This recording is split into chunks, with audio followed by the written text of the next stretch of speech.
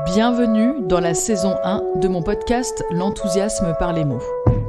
Je suis Frédéric Mercier, j'habite à Lyon. J'ai à cœur de partager avec vous sur différentes thématiques en lien avec mon activité de coach de vie et professionnel. Je crois profondément qu'une compréhension plus subtile de nos mécanismes permet de bien vivre son évolution.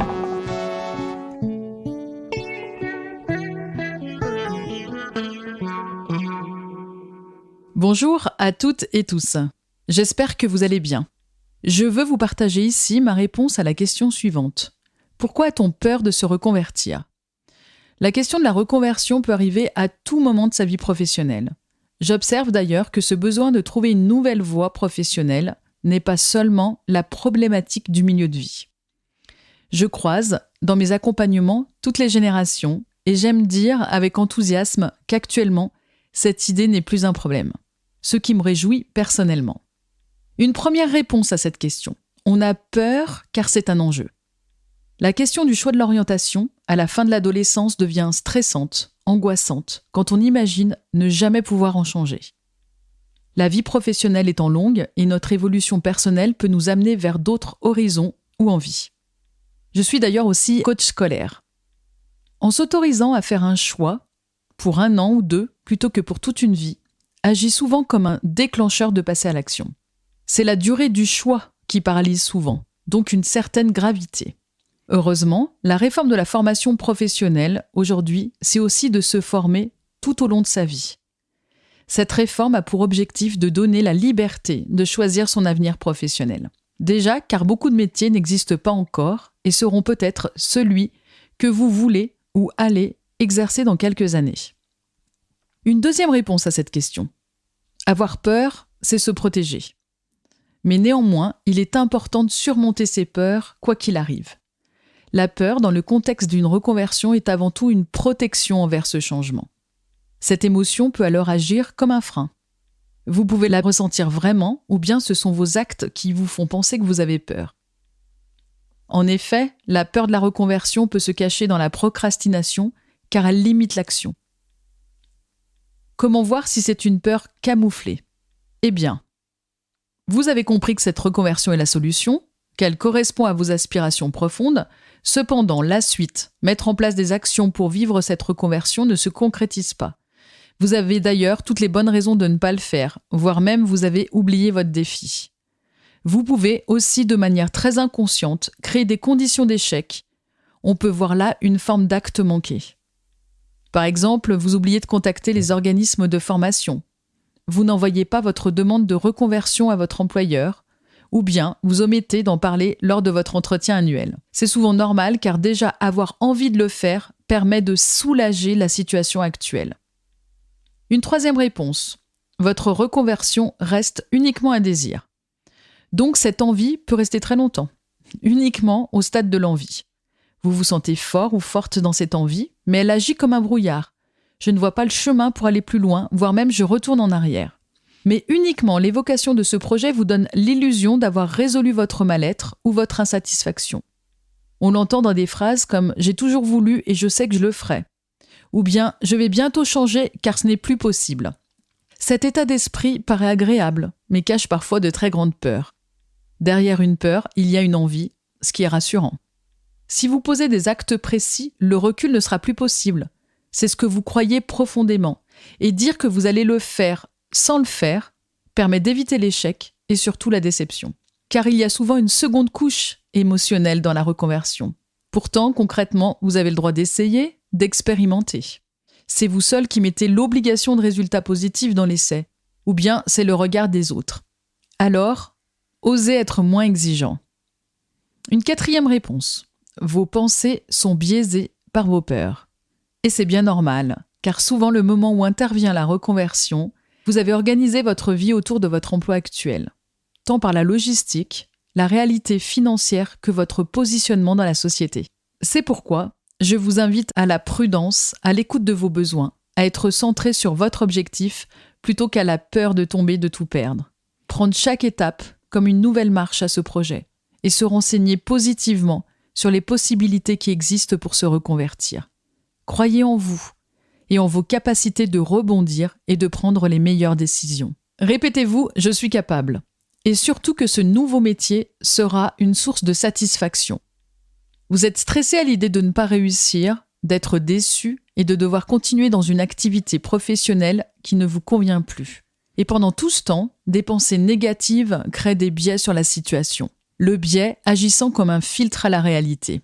Vous allez alors plutôt récolter des informations désagréables et les risques de votre projet.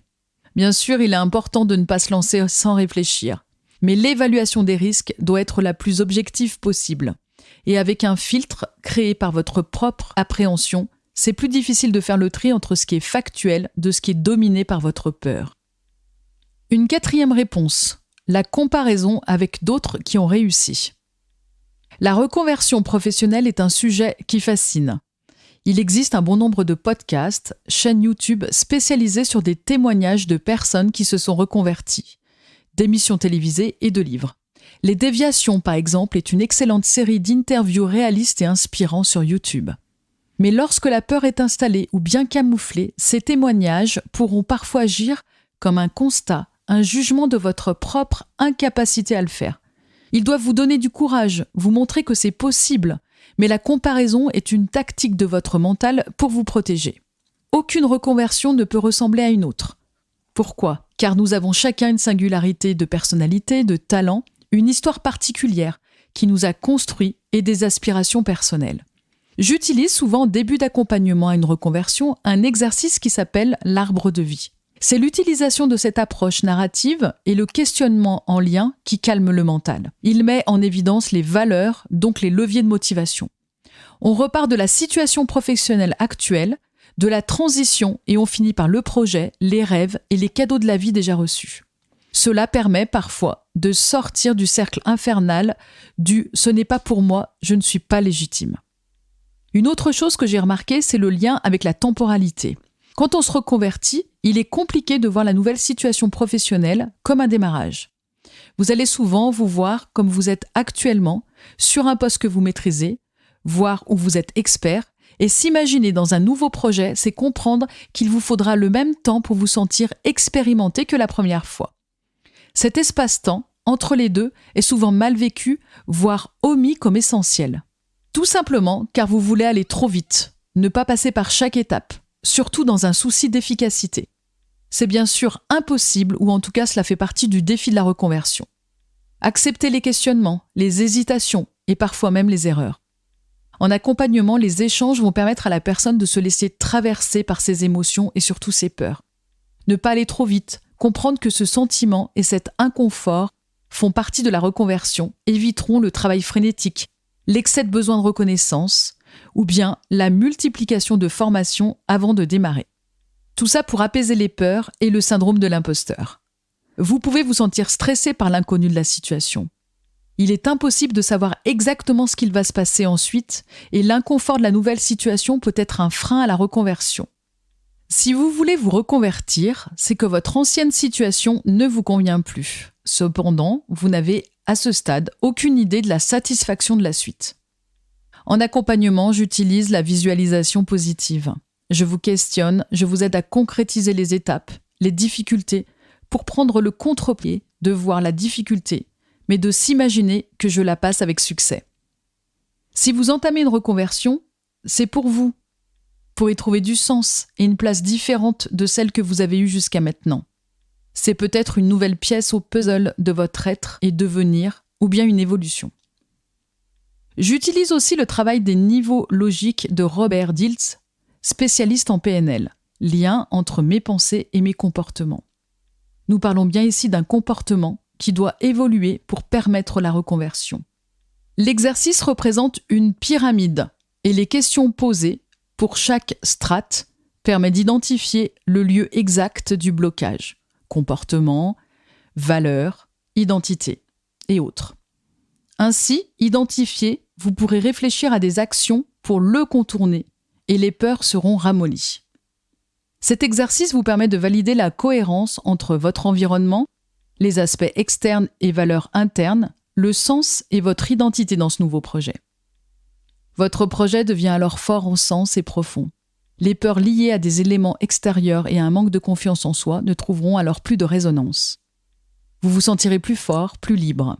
J'ai envie de terminer ce podcast par une citation de Viktor Frankl, fondateur de la logothérapie. Tout comme la peur provoque exactement ce dont on a peur, le désir excessif rend impossible à obtenir ce qu'on désire à tout prix. L'équilibre entre les deux vous donne accès à la concrétisation de vos projets. J'ai l'espoir de vous avoir donné l'enthousiasme d'écouter et de dépasser vos peurs pour vivre la fabuleuse expérience de la reconversion. Merci beaucoup.